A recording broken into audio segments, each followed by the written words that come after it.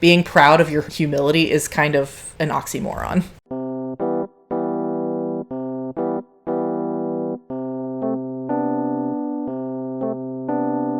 Hello everyone, and welcome back to my channel, Just Another Struggling Writer, the Beleaguered Authors one-stop shop for commiseration and hopefully inspiration. My name is Carrie Scher, and I am just another struggling writer. And today I'm doing something a little bit different for you guys. I mentioned it in my April goals video that I wanted to start doing first page critiques, specifically of published works, just so I can show you how critically I am reading when I do pick up these books, and how I believe it helps me improve my own craft as a writer. I hope one day to be able to expand this into accepting submissions for unpublished works, but that's for future Carrie. For now, the first book I have selected to do this with is A Strange and Stubborn Endurance by Foz Meadows. A Strange and Stubborn Endurance is a queer romantasy about a man named Velison who learns he has been promised in an arranged marriage contract as part of a political alliance between his country of Rallia and the neighboring country of Tifana. The writing style is very formal, very verbose, and exactly up my alley. I honestly wish I could download this style of writing into my brain so that I can use it whenever I write my next second world fantasy story, because this is exactly the kind of writing style I want to deploy. And that style is noticeable within the first few sentences. Now, the first thing I thought of when I opened this book was that it opens on a very long paragraph, and normally that is a turnoff. I want something more action-oriented when I'm opening a book, some dialogue perhaps, or something actually happening.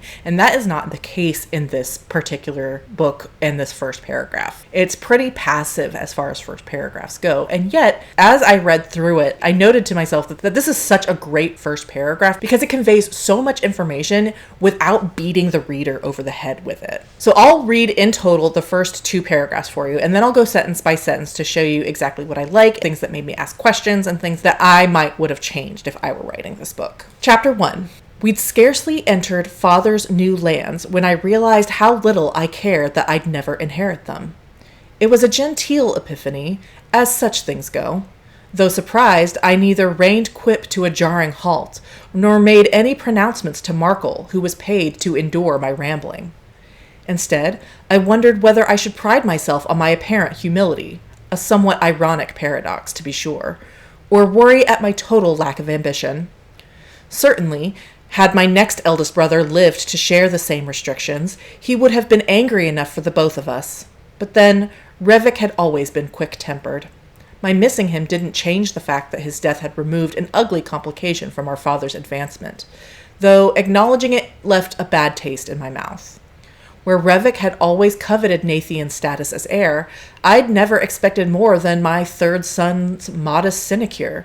And though I was hardly indifferent to the prospect of greater wealth, I deemed myself allergic to the increased responsibilities it so frequently engendered. No, I decided, inhaling a lungful of crisp, clean air, little Geryon can have it all and welcome. My infant half-brother, father's son by his new wife, and through her heir to all I surveyed, was a fraternal blank slate.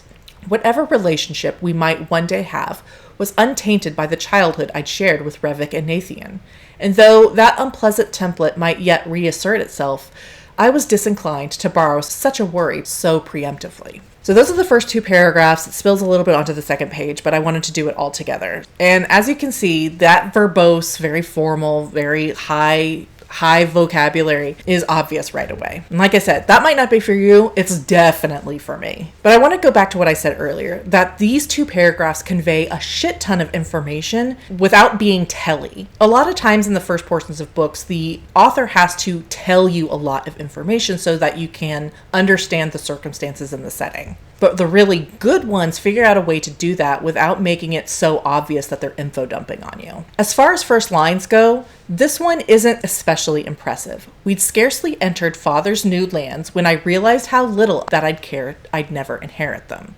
Not exciting, sort of passive, but again, it conveys information. We know that his father recently acquired new land and that he is not going to be entitled to them at any point. In the next sentence, it was a genteel epiphany as such things go. Though surprised, I neither reined quip to a jarring halt, nor made any pronouncements to Markle, who was paid to endure my rambling. First of all, I love the phrase genteel epiphany. That just is very evocative. But also, this sentence conveys information. We know that he is riding a horse, that he has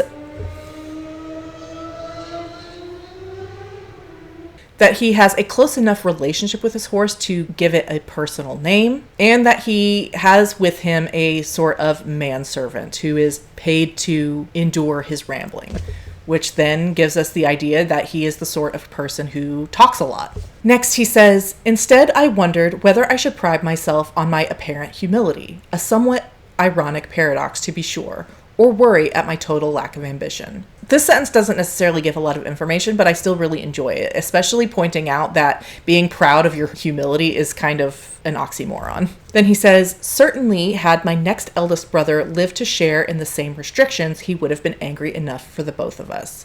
But then Revik had always been quick-tempered. Here we learn that he has more than one older sibling, and that his next eldest brother has passed away, and that this brother in particular did have ambition and did want more than what his own position in the family hierarchy allowed. We go on, "My missing him didn't change the fact that his death had removed an ugly complication of our father's advancement, though acknowledging it left a bad taste in my mouth."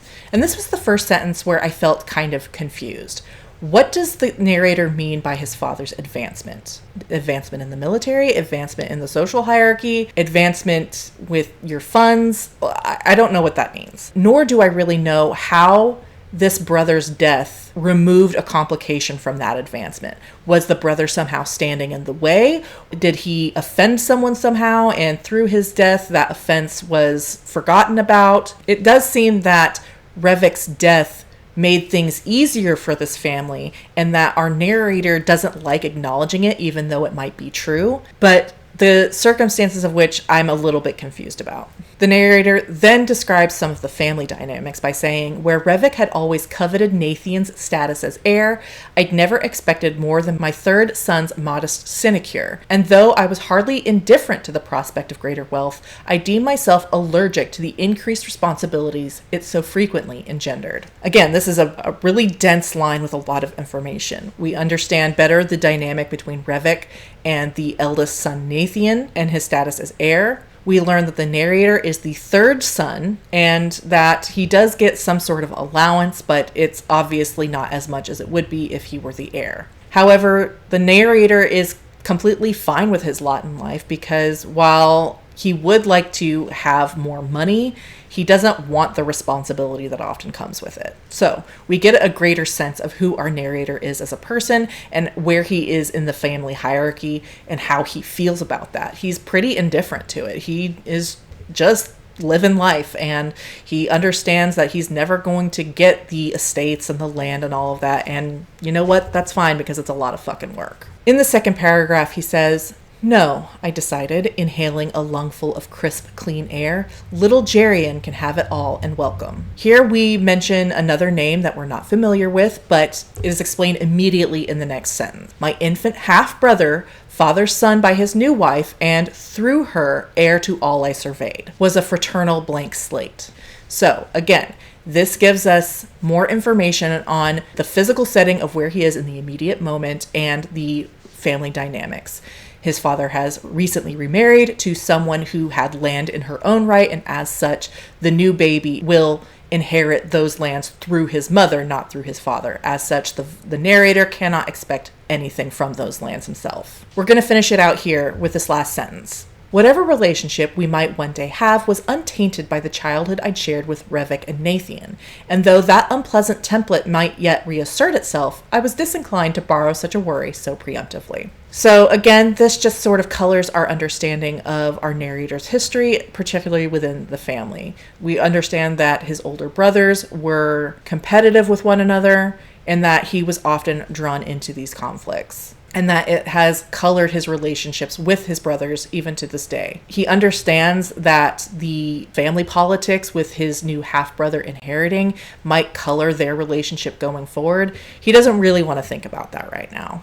So that's it. That's the entire first page. And even though there wasn't a ton of action, and this was a sort of passive info dumpy couple of paragraphs, we learned a lot about a lot of topics in such a way that didn't necessarily feel like we were being narrated at. We learn that our narrator is the third son of a wealthy family and whose father has recently remarried to gain even more wealth and land. We learn that one of our narrator's brothers has passed away and that our narrator doesn't feel particularly strongly about his lack of inheritance. This gives us some pretty good insight into who our main character is, and for a character-driven story, that's a good thing. This is also a really excellent display of the writing style we can expect throughout the book. Longer sentences with lots of asides and higher vocabulary in a more formal style. While there's a distinct lack of action or dialogue that I typically prefer on first pages, I feel like this really set the tone for what we could expect, at least stylistically. And I also appreciate it for just how much we learn in so short a span. I've talked a lot on this channel about how much I loved Sunbringer by Hannah Kaner and how it was able to build a complete fantasy setting and have 4 complete character arcs in less than 300 pages,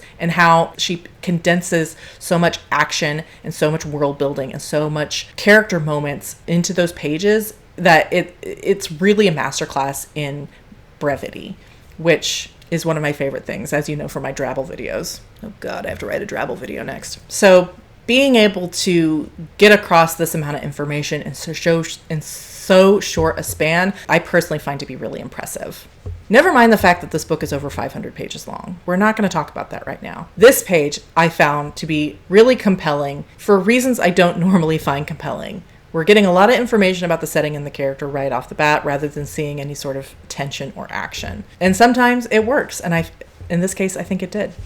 So that is everything for this first page critique of A Strange and Stubborn Endurance by Foz Meadows. I hope you enjoyed it. Please let me know in the comments if this is the sort of thing you'd like to see more of, or if you think I should expand it to something like 5 or 10 pages. And with that, thank you so much for watching. I so appreciate it. If you like my content and want to support the channel, please like and subscribe or consider leaving a comment down below. If you made it all the way to the end of this video, leave me a page emoji, like writing on the page, for this first page critique. There will be no reading vlog this Friday as I'm trying to reset my filming schedule to be Monday through Sunday rather than Thursday through Wednesday. But I will be back next week with a full week's reading vlog.